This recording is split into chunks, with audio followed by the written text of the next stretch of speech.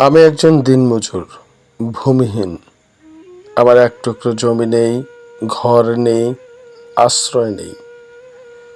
আমি একজন দিনমজুর, আমার মাথায় গোঁজার ঠাঁই নেই। নদী তীরে পলিথিন আর খড়ের ছাউনি দেওয়া ছোট্ট একটা ঘর, সে ঘরে কেবল অভাব আর অভাব। পড়শি এক মামার মুখে শুনেছিলাম আমার বাবার অনেক জমি ছিল, গোলা ভরা ধান, গোয়াল ভরা গরু, পুকুর ভরা মাছ, কোনো অভাব ছিল না। কিন্তু আজ আজ আমার কিছু নেই।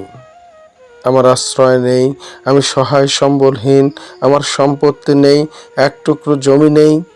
আমি একজন দিনমজুর, আমি একজন ভূমিহীন।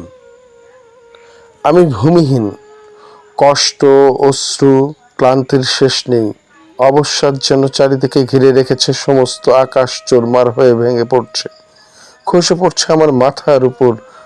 দুঃখ, কষ্ট, ক্লেশ, যন্ত্রণা, অভাব তাড়িত করে চলে প্রতিনিয়ত। আমার যৌবনটা শুকিয়ে গেছে, শরীরটা শুকনো মরুভূমি হয়ে গেছে, হতাশায় আচ্ছাদন করে রেখেছে গোটা শরীরটাকে। আমার খাবার নেই, গায়ে ছেঁড়া বস্ত্র, আমার আত্মীয় নেই, স্বজন নেই, আমার আপন কেউ নেই। আমি একজন ভূমিহীন।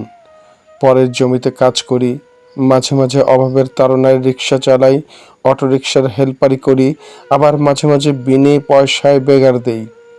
আমি ভূমিহীন, আমার নিজের কিছু নেই। পড়শি মামার মুখে শোনার পর একবার গিয়েছিলাম সেই নদীর ধারে শ্যামনগর গ্রামে। তখন গ্রীষ্মের দুপুর, খাখা রোদ্দুর, নদীর ঢেউ দেখছিলাম। ঢেউয়ের নিচে আমার সব পুরনো স্মৃতি, কিছু কিছু এখনো মনে আছে। ওই তো, ওইখানে, ঠিক ওখানটায় ছিল আমাদের নারকেল গাছটা, তার নিচে আমাদের সবার ঘর। বাড়ির দক্ষিণের নদীর দিকটা খোলা ছিল, পশ্চিমে রান্নাঘর আর পূবে গোয়াল ঘর। বাড়ির উঠোনটা অনেক বড় ছিল, এক পাশে ডালিম গাছ, ঠিক তার উল্টো দিকে 12 মাসি কাগজি লেবুর গাছ।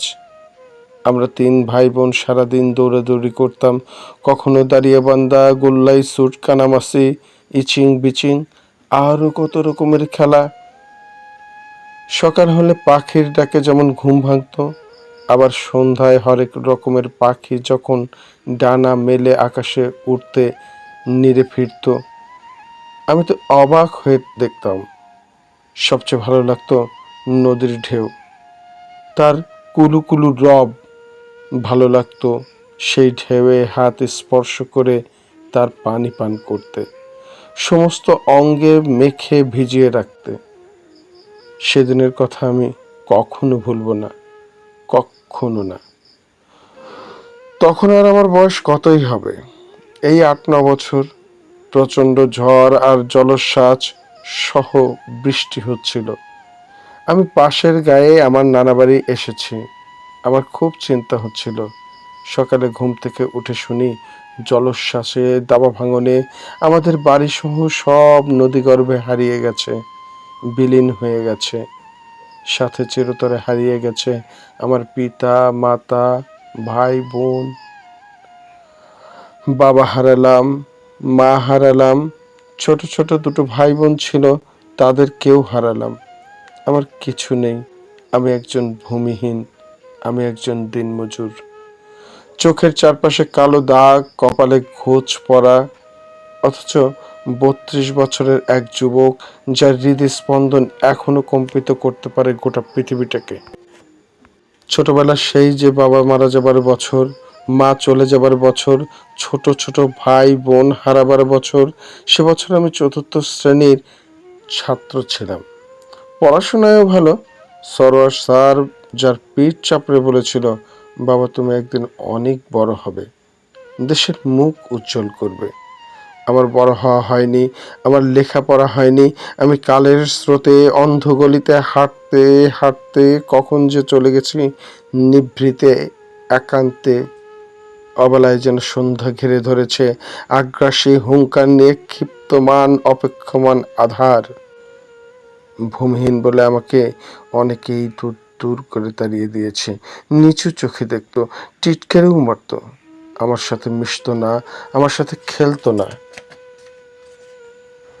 এসব ঝেড়ে মুছে আমি যখন এক নতুন মানুষ হয়ে উঠছিলাম, নতুনভাবে বাঁচার আশায় নিজেকে উদ্বেলিত করছিলাম, ঠিক তখন আমার বয়স তখন 21 হবে। ভিন গায়ের এক যুবতী এসে উঠল আমার নাই।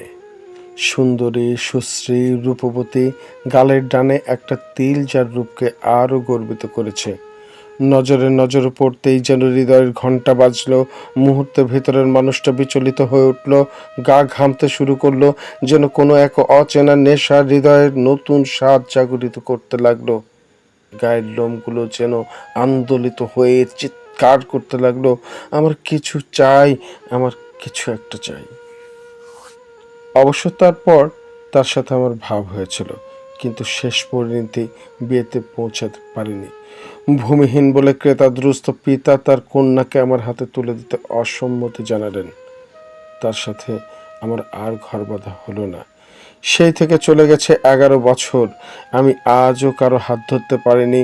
আমি ভূমিহীন, আমার কিছু নেই, আমার সহায় সম্বল নেই, আমার আত্মসম্মান নেই, আমার ভালোবাসাও নেই। থাক, আর না হয় নাই জানলেন ভূমিহীন এই মানুষটার কথা।